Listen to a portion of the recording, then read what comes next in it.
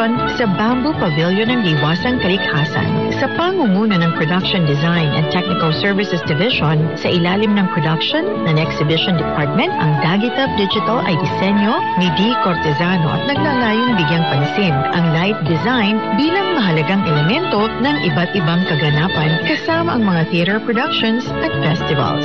Makikita pa ito ngayon, April 28 at sa April 30 mula ika-6 hanggang ika-10 ng gabi.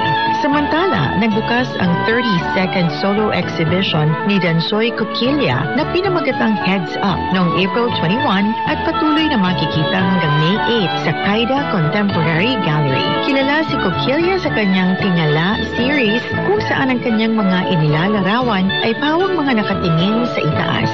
Ang gallery ay matatagpuan sa 45 BC Scout Madriñan Street, Barangay South Triangle, Quezon City.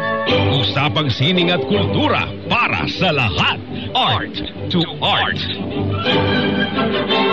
Andito pa rin tayo sa Art to Art at kasama pa rin natin